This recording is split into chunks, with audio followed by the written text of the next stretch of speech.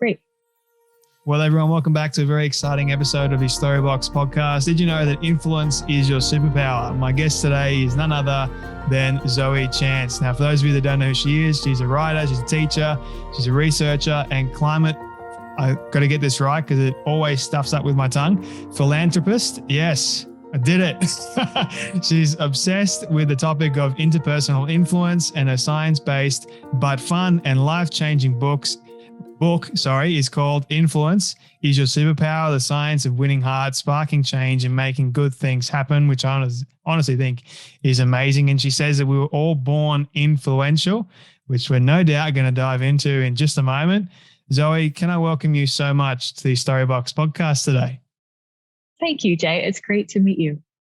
Great to meet you too. And thank you so much for your time today and for joining me on the Storybox. I didn't mention in the intro just a moment ago that you did your doctorate from Harvard and you actually you have a very popular course at Yale, the School of Management. Is that right? That's right. I teach the most popular course at Yale School of Management.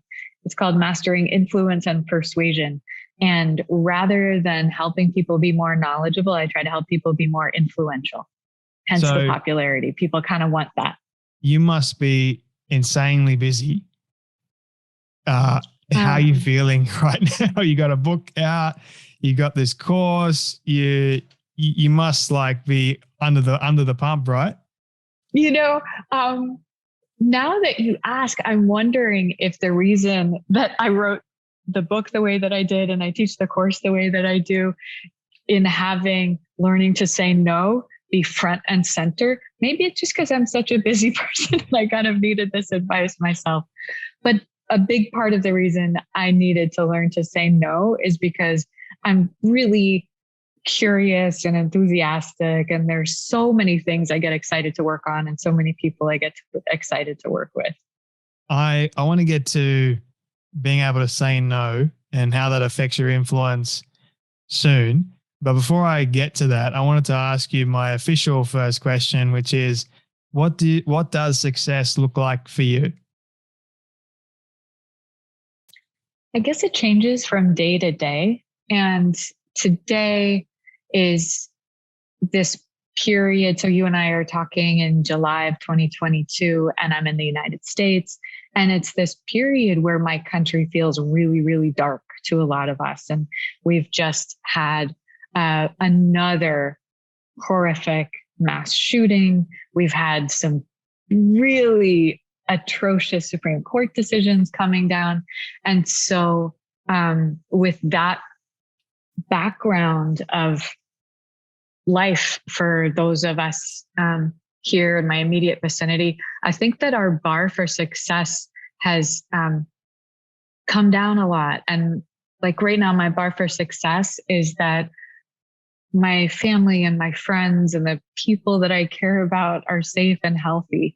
And on days that there is less to hold me down, then my bar for success gets a lot higher. So I guess I'm more successful today than on those days where my aspirations are higher. Why do you think success for you has changed over time?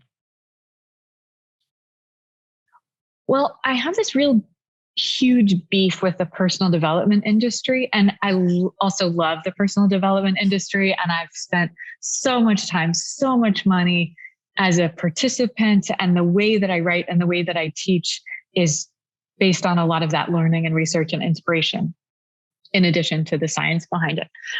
But I really see this whole industry as depending on us as the customers not feeling successful. Mm-hmm. So I think this beef that I have is why I wrestle with the idea of how do I define success, and do I want to see success as something that's in the future and just barely out of reach for me and for other people, or do I want to see success as something that we can be enjoying right now? So there's a sort of tension, and I'm trying to lean toward the second way. Like, what are the ways in which I'm successful right now? Like getting to have this conversation with you right now. You know, you're excited to talk with me about my book. in this moment, there's nothing that could be better and there's nowhere I'd rather be. So absolutely, I feel successful. I think it's sort of like the personal development industry is like this two-edged sword in a way.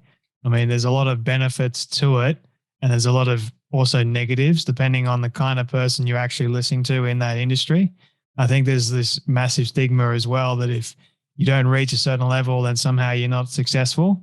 And that can be damaging for a lot of people psychologically and mentally as well. Like they don't realize that if you are constantly on this journey towards just achieving this one thing, like you've got to reach this and that. And if you don't, then somehow you're not successful. Like I've noticed that there goes my picture of my dog. Sorry. It's like, if you're not successful, then you're not worth something in society. And I think that sort of needs to change. I think we need to sort of make people understand that, hey, today you can be successful. Just number one, being alive. Number two, you are successful because you're breathing. And number three, like if you have family, friends, and you are working at least to some extent, you are successful in that capacity. That's the way I tend to look at it these days. Yeah. And it seems like it's so easy to be taking for granted whatever success we already have and focused on what we don't have yet. And I remember a conversation with someone who was bitter about not having a Nobel Prize. And to me, this was just hilarious because I'm so far from being someone who would ever have a Nobel Prize. But I guess the higher you rise, you're still just focused on what's ahead for so many of us. And as I teach influence and share these skills and science of how can we have more of what we want and how can we be more influential, I don't want to be like a diet guru that is holding up these unrealistic body images and saying, I want to help you, get shredded. I want to help you get a six pack. I want to help you wear a size 2. I want to help you appreciate where you are. And I want to help you think about what it would take to take a baby step in the direction that you want to go.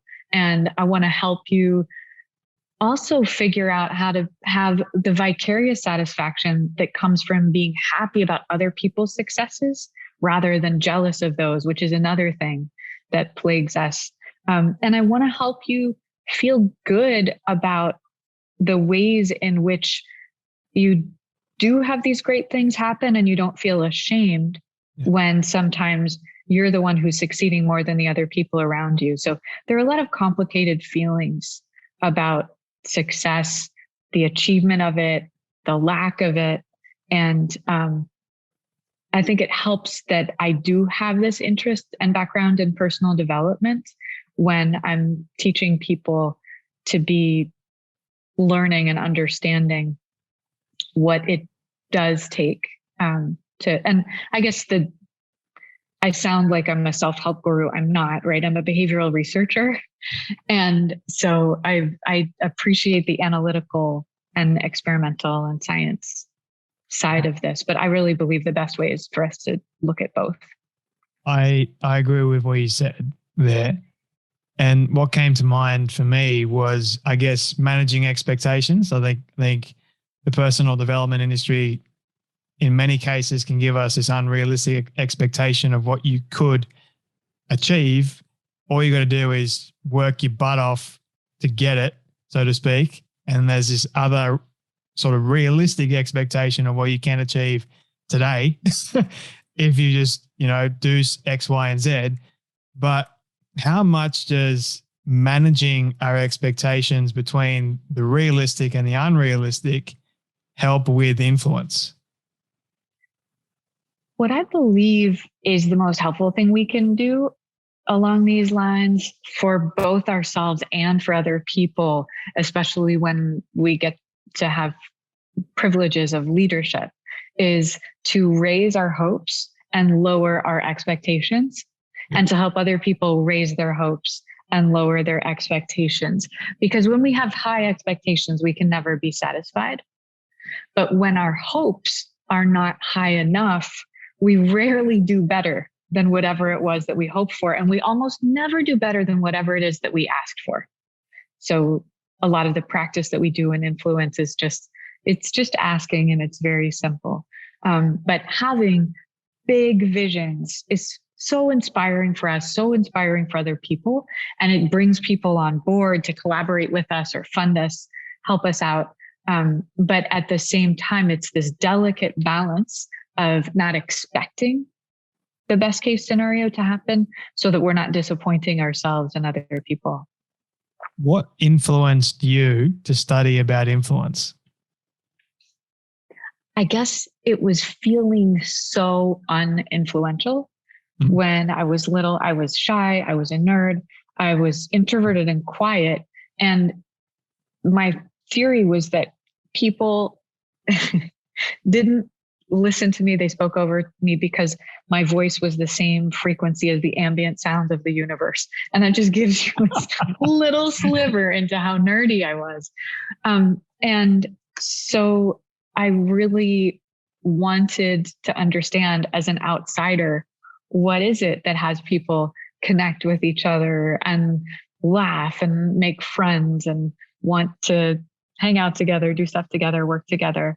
I then started doing some practice for fun and theater, which taught me to actually relate to people. And then I worked in sales, and then I worked in marketing, and finally got to have the opportunity to do some of that science and some of that research myself when I came back to school after having been a Barbie brand manager. We had a rule in my house. My mom was a feminist and a hippie, and her rule was, actually there were two: you can't sing advertising journals and jingles in the house, and you can't play with Barbie dolls. And so I worked in marketing for Barbie, saying like, sorry, mom, you don't get to tell me what to do. And this is another area of influence that I'm really interested in is reactance and people's resistance to our attempts to influence them, because so often people are wanting to do exactly the opposite of what it is that we're trying to entice or persuade them to do. And it's like they have this inner 2-year-old that's like, you're not the boss of me. So it helps if we can understand that aspect a little better too. I can understand the people talking over you, so to speak, and you don't actually feel like you're being heard at all. I mean, it's funny because sometimes I run this, and when I'm talking, it kind of feels like I'm not influential enough to actually say anything. So why am I actually here? I'm here just to ask the questions, right? But it's interesting, like what sort of gauges that level of influence for us? Is it just the childlike nature, or is it more the fear surrounding that of what people are going to think of us? And are we smart enough? That sort of thing. Yeah, a lot of us who feel like we don't belong for whatever reason tend to get self-conscious, like I was. And my family was poor, and but we lived in a relatively wealthy area. So I was extra self-conscious about that kind of thing. But what you're mentioning or bringing up is I'm not talking because I'm listening, and listening can be so influential. Listening can be at least as powerful as talking.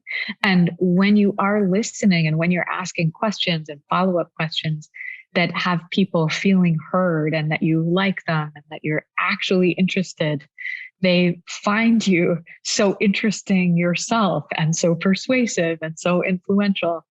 I don't know if you know about research that Alison Wood Brooks and some of her colleagues at Harvard have done, but they study the power of conversation.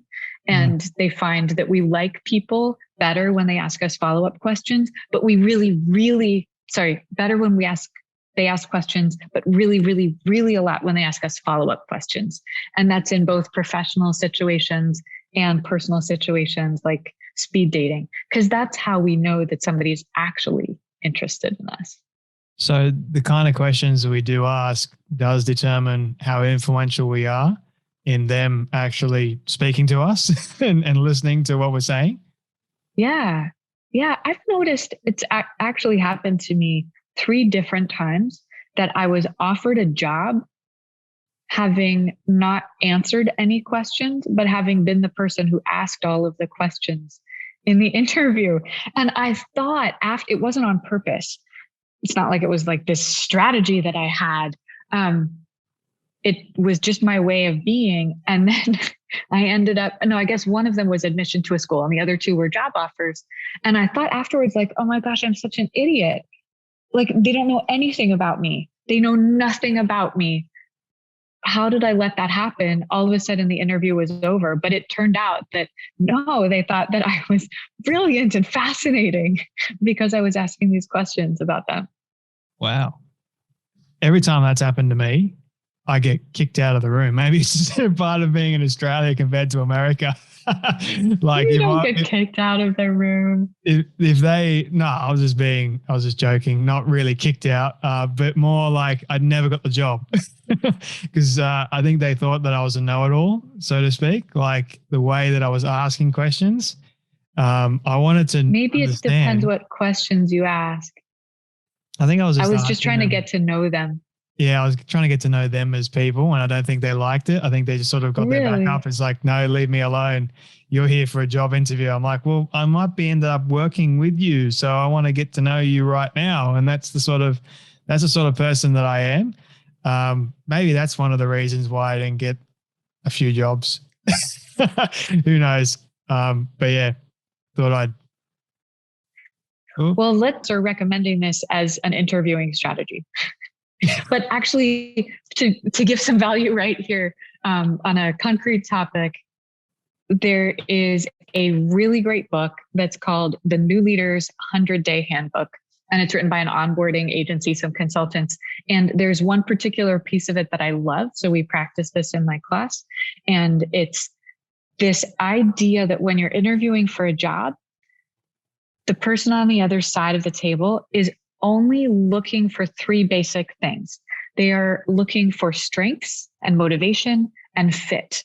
So your goal is to have a library of stories, also relevant for this podcast, a library of soundbite kind of stories that you can tell in, say, 1 to 3 minutes on concrete topics that speak to your strengths as they relate to the job, your motivation as it relates to the job, and your fit as it relates to the culture. And the cool thing about this is that you don't need to be guessing right which it is that they're looking for. So if they say, so Jay, tell me about your most recent job, you don't know which it is, strengths or motivation or fit, but they want to look for all of it. So you can go to any of it. If they say, tell me about your worst boss ever. Again, you don't know if strengths, motivation, or fit, but you can bust out any of these stories. And I think both of us would have done better when we were interviewing for jobs if we had known this very specific, super helpful tool. So anyone listening, try it out. It works great. How vast is the topic of influence? Just so, because I'm very curious, like how deep does it actually go? It's so vast that my colleagues at Yale tease me about it. And they put it in scare quotes sometimes. And they're like, oh yeah, she's the influence expert, because it's, encompassing all of sales, all of marketing, much of psychology, and a lot of political science. So they're right. This is really, really broad. But what I focus on specifically for the most part is interpersonal influence. So how we can nudge someone's thoughts or nudge someone's behavior when we're in a direct relationship with them, like a conversation or one-to-one communications. Well, I do some behavioral economic stuff that is more arm's length also, but I believe that where I can best contribute and where we can each have the biggest impact for the amount of time that we invest is in becoming more influential with the specific people that we talk to. And to give some evidence for that anyone listening, you can perceive for yourself when you think about it as, you have risen in whatever field you're in. And as you look around and see other leaders who've been rising in this field, increasingly they are recruited and rewarded for their interpersonal influence skills. So this has to do with pitches. It has to do with negotiating. It has to do with sales and investment kinds of conversations, public speaking.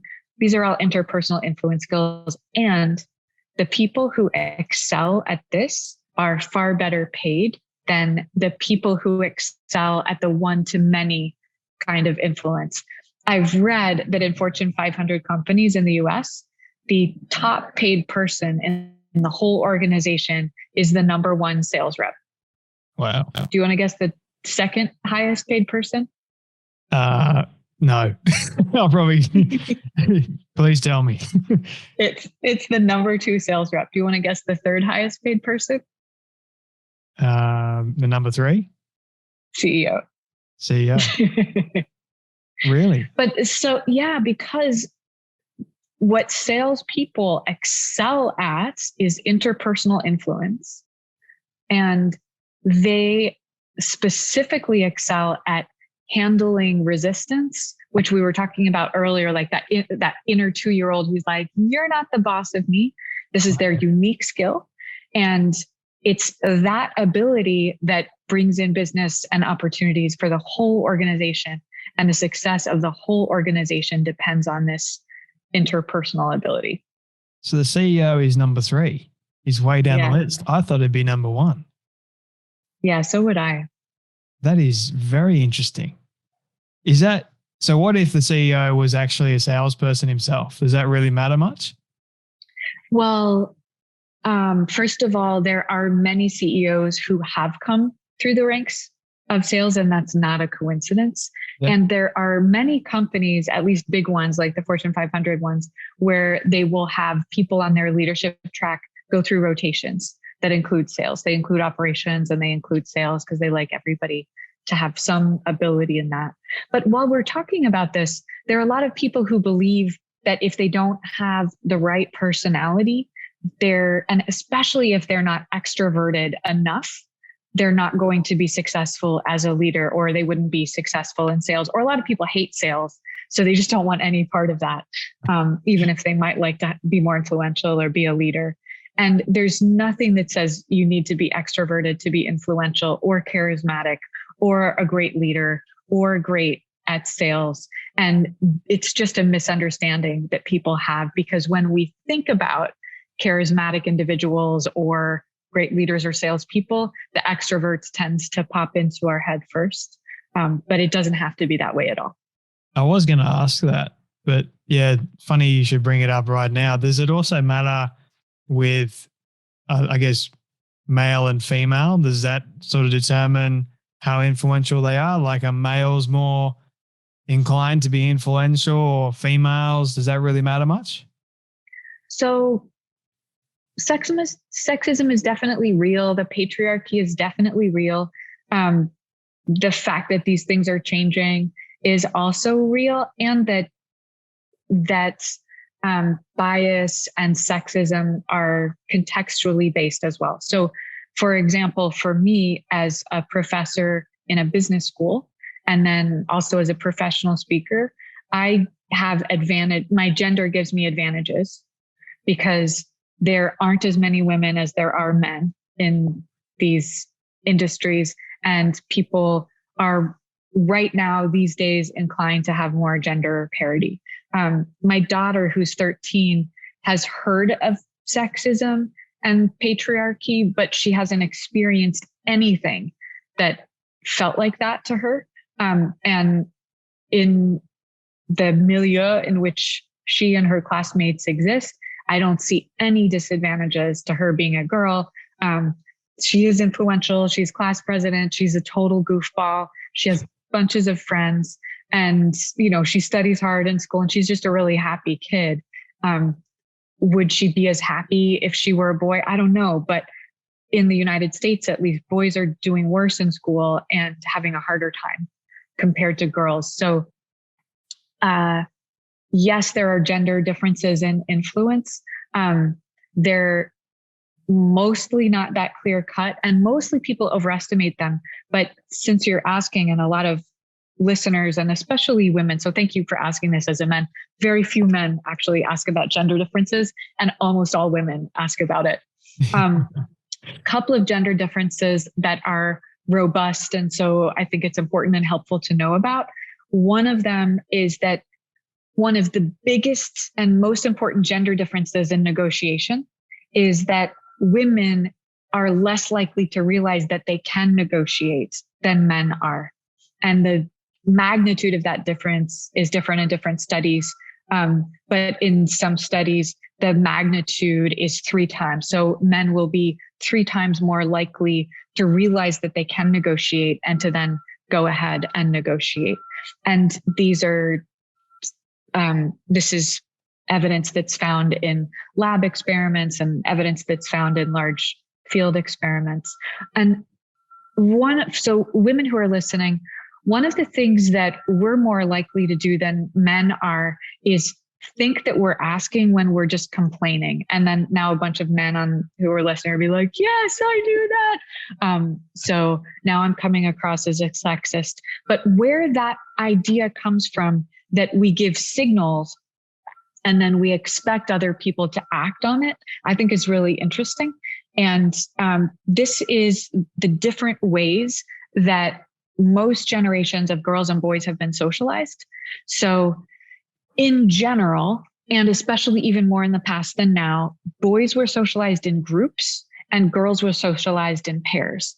Yep. So in a group, you have to learn to advocate for yourself. Competition is okay. There can be divisiveness and fights, and then you get along again, and you can have a hierarchy. Somebody can have more influence than somebody else.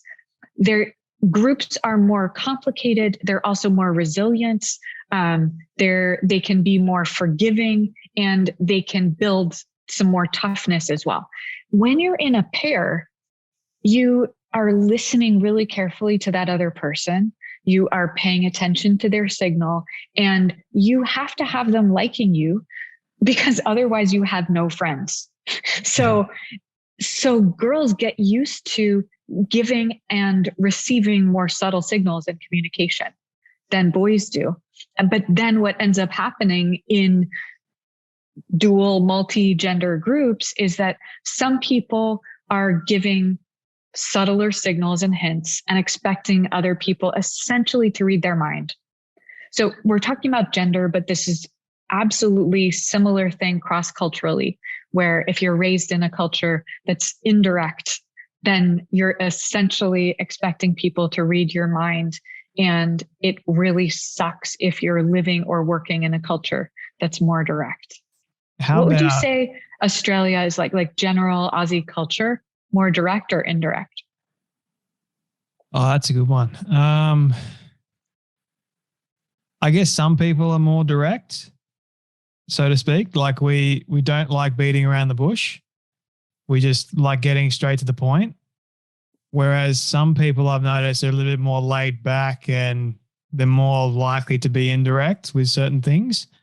It just depends on the topic as well and the kind of person you're dealing with. But yeah, generally speaking, more Aussies would be more, I think, direct. Is that the same with the United States?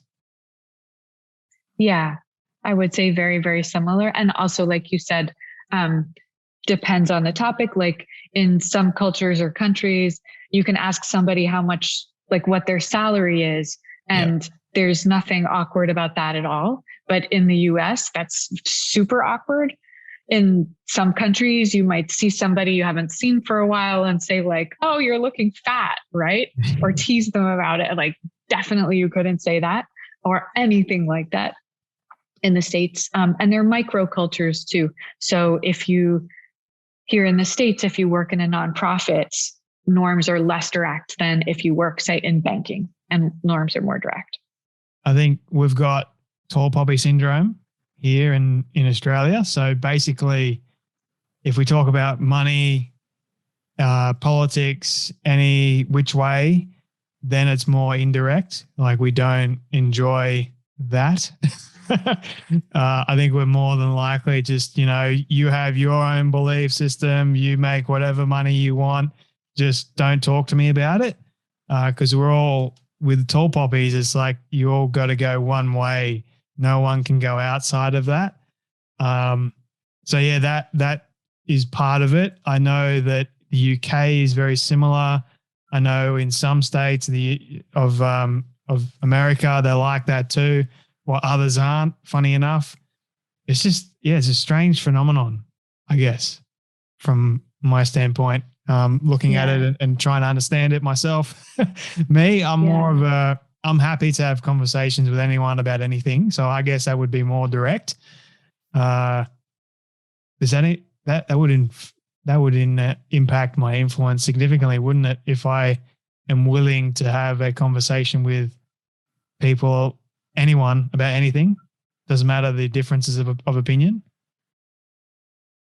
Yeah, for sure. And you also, in your creation of the podcast, and I'm sure lots of other things that you do, you've had to get a lot of practice asking.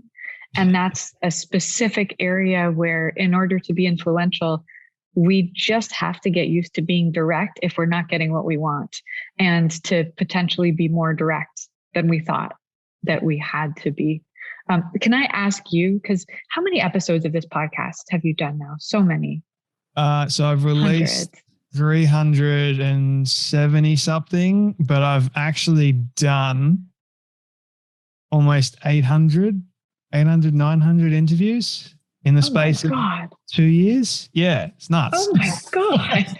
That's insane. Yeah, trying to keep up with them all. It's been fun. So how many requests do you think you've made in the process of these hundreds and hundreds and hundreds of podcasts? Requests, I've made thousands, to be honest with you. And the ones that have said yes would be in the hundreds.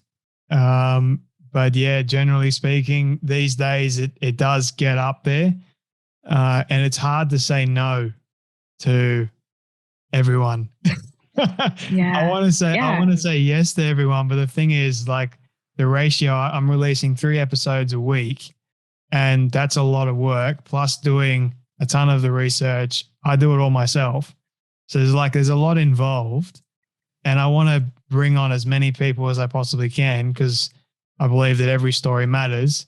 But in saying that, I'm one person. It is hard to sort of manage. I'm not complaining in any sense of the word, right? But it is hard just to manage everything all at once. And sadly, not every episode gets released in the time that I want it to. It eventually will. I know that, but some just take a little bit longer than others. Yours won't. It won't. That's my promise. But others may. So it's hard. I'm happy whenever this conversation comes out, and I'm just happy right now having it with you. But I'm so curious, because obviously I'm deeply interested in this and you have a ton of experience. Is there advice that you could give to the listeners that you've learned about asking? And then I want to ask you after about saying no. I'm loving how you're turning this on me. When it comes to asking, I'm naturally curious. Like, I've always been that way. And as a kid, I used to ask wild and outrageous questions. And my audience knows this. My grandfather used to say to me all the time, he's like, if you don't ask, you don't get. So part of me was like, as a kid, if I want to know something, doesn't matter how afraid I am, I'm going to ask it anyway. If I don't ask it, then I'm guaranteed I'm not going to get a response. I'm not going to get an answer to my curious question.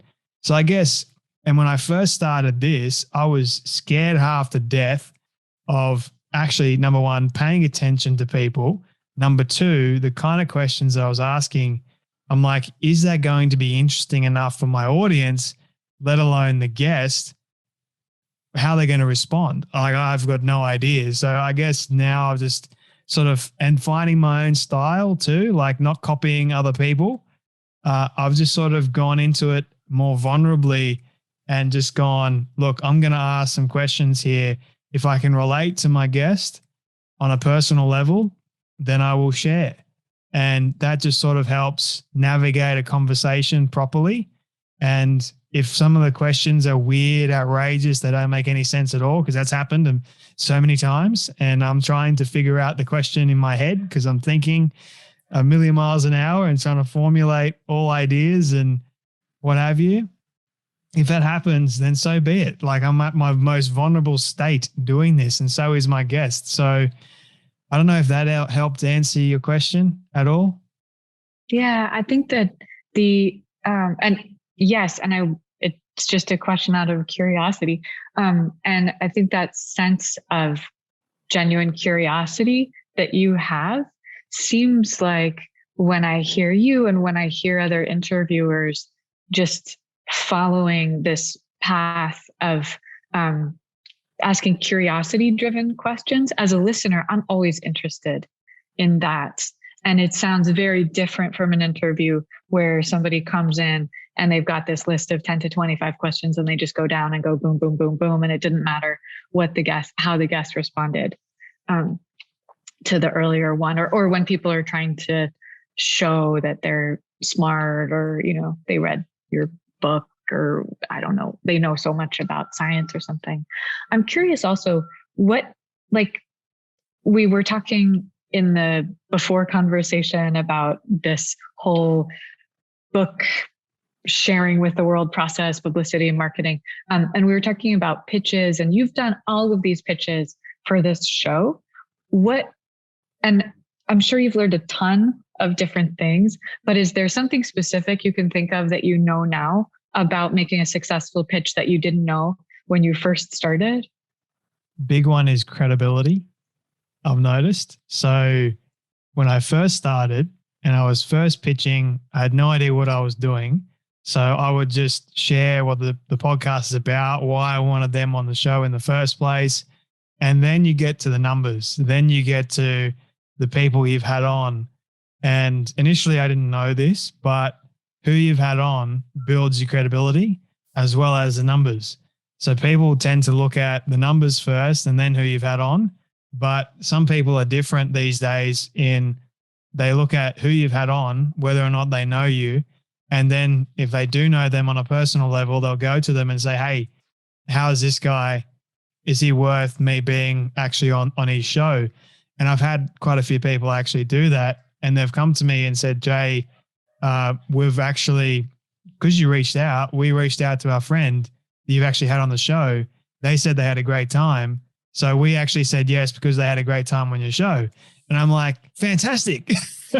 So I think the big one is me just being genuinely, number one, curious and authentic, to show up as I am. So as I'm showing up right now is how I am in real life.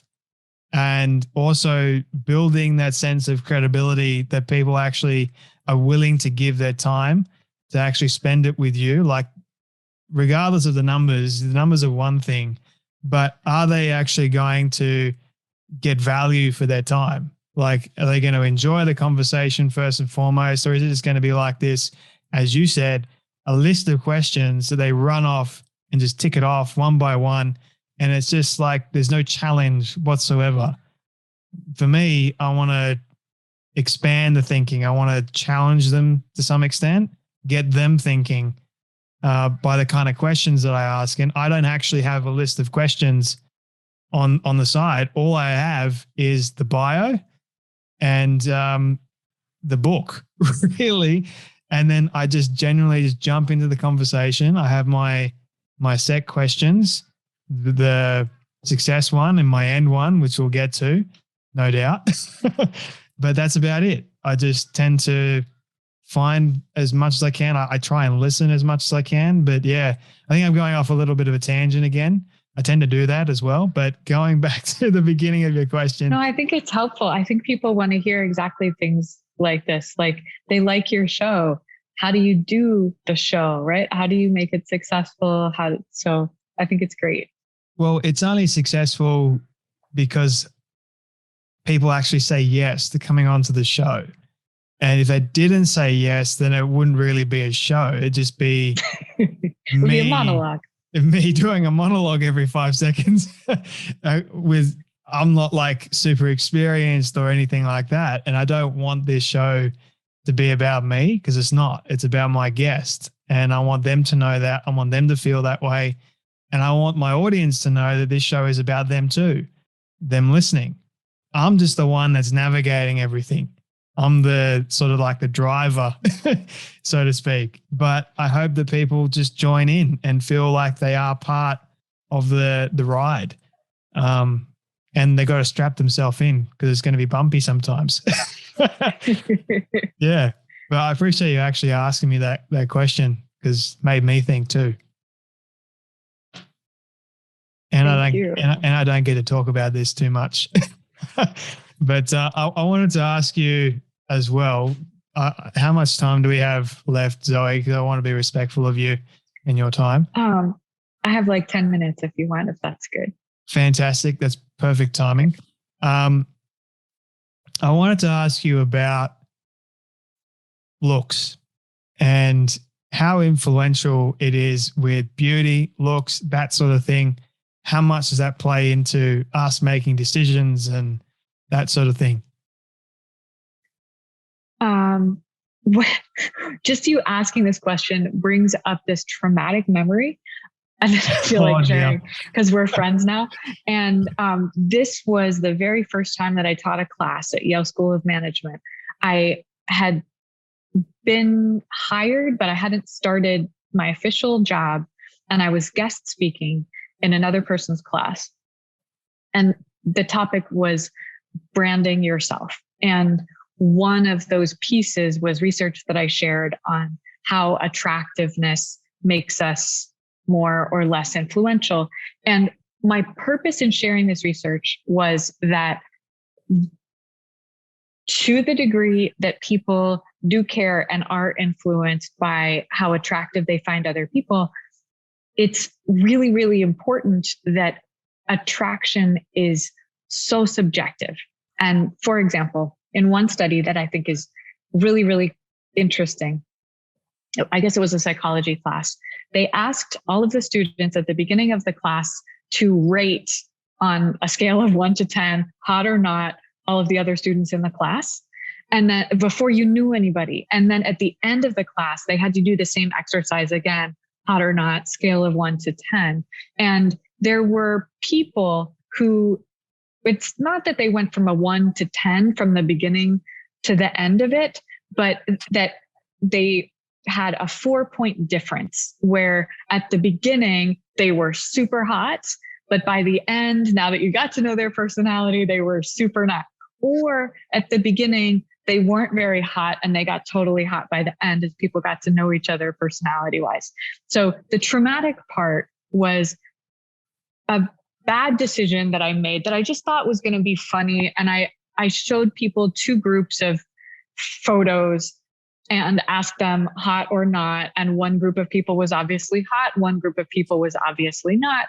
And these photos were the before and after photos from this reality show where people got not only trainers and everything, but plastic surgery during the show. And I was like, oh, they're actually the same people. So yes, attractiveness matters, but it's malleable. And students were really stressed. It was near the end of the year and a bunch of them had just broken up with their partners. A bunch of them didn't have jobs. And what somebody interpreted my session to mean is that I was telling them that they were not hot and they should get plastic surgery. And so they actually got a petition together, and not knowing that I was going to be a professor the next year, they petitioned the dean of Yale School of Management to prevent Zoe Chance from ever coming back to speak.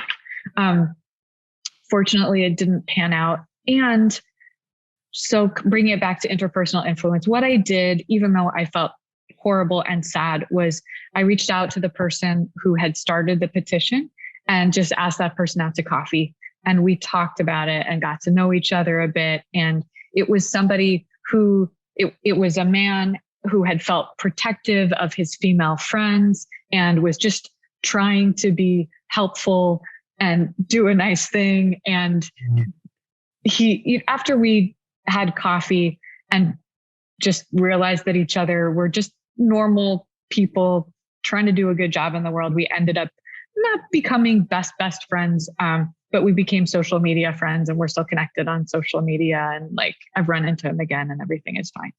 So attractiveness, back to your question, it matters. It matters less than we think that it does. And it's more malleable than we think. And for any woman who's listening to this episode, I encourage you to check out this book that is called Seductress. It's by Betsy Priolo. And this book radically changed how I think of attractiveness, which is just, it's a more important issue for women than men generally, taking up more brain space and stuff.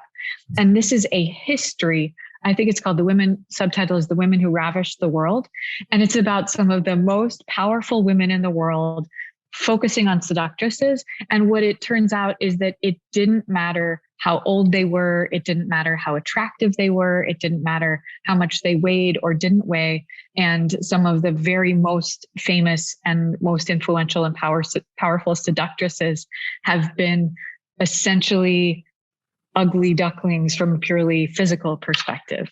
So attraction is just less physical than a lot of people imagine it to be. Have you read, I think it's Robert Greene, Seduction, The Art of Seduction? I'm sorry, Robert Greene, if you're listening. I read some bits of it and then I got a little bit bored, but should I go back to it? You don't have to go back to it. I was fascinated by, because I spent a lot of time in bookstores, and I actually came across that book that you referenced, and then I wanted to cross-reference what Robert Greene was saying versus what that other author was saying as well. I didn't really get too great with it, but I was fascinated with this level of attraction. And because as human beings, we look at celebrities and we place like the level of hotness or whatnot, we place a celebrity on them. And I've always wondered, some, like, I may think they're not hot at all. Why in the world are we treating them as such? But the rest of the world thinks that. So is it more of a case of how they look? Is it more of a case of their personality versus what they actually do and their charisma and that sort of thing? So it's just always fascinated me, and bringing it back to influence, if you know what I mean. Like, yeah, lots of things in here. Yeah. Yeah. And power can make people more attractive as well. And confidence can make people more attractive as well. And so for anyone who wants to be a bit more attractive than you already naturally are, one of the simplest things that you can do is just practice eye contact.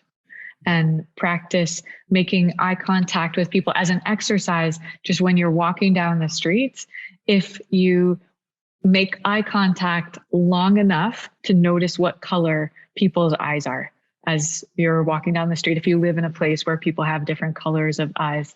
And of course, when you're talking to someone, you don't want to be a super creep and just hold their gaze like a serial killer.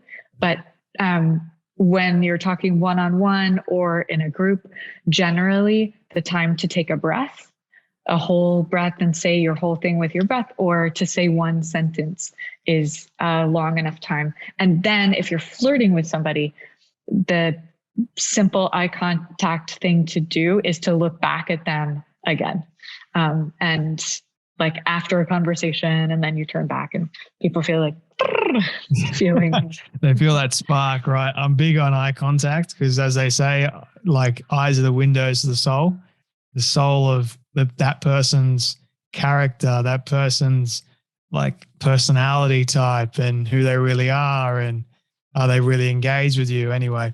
So yeah, and power, as you mentioned, is big too, which is another Robert Greene book. That one I love, 48 Laws of Power. Yeah, 48 Laws of Power. That one, I love it. That one's great. But yeah, I've really enjoyed this conversation, Zoe. Thank you so much for your time. Before I ask you my final question, where can people find you, connect with you, and get a copy of your book? I'm really big on making it as easy as possible for people to take the next baby step of whatever it is you might want them to do. So to make it as easy as possible for you listeners to connect with me, just find me on LinkedIn. My name is Zoe Chance. And from there, it's easy to find anything else. So we can just reach out, connect, and you can message me if you want. Lots of other places, but we'll stick to that. I'll also just let listeners know that I really believe deeply in using our powers of influence in important and dramatic ways. And for me, what I'm focused on is the climate crisis. So half of my profits from this book are going to organizations fighting the climate crisis, like 350.org. So if you end up getting the book, you don't need to get 3 copies like Jay, but if you end up doing that, then you're part of that too. And thank you. Well, I'm happy to support that, honestly. That makes me feel a lot better. But also supporting you too. So, I mean, I'm grateful for your work and everything you are doing in the world. It is amazing. So continue doing it, please. We all need it. And everyone listening, go and get a copy of a book. Get 3 copies like me, just to show you support. Thank Zoe, you. this is my final question for you. It's my all-time favorite question. I love asking all my guests at the very end. It is a hypothetical one, but I want you to imagine with me for a moment that you've been able to reach the age of 100. All your friends and your family have decided to put together a film for you of everything you've ever said and everything you've ever done. Don't ask me how in the world they got it all. We'll call it magic for sake of argument. But they've been able to get it and show it to you on your 100th birthday. What do you want that film to say and to show about your life? I really want this film to show how I was able to spread love. That's ultimately what I'm here for. There's lots of professional stuff that I do, but professionally, spiritually, personally, that's my mission. So thank you for helping me do that in this conversation today. You're more than welcome. Perfect send-off message. Zoe Chance, thank you so much for your time, your wisdom, your advice, and your stories, and your influence on my life right now, and for joining me today on the Storybox podcast. Thank you again, Jay, my new friend.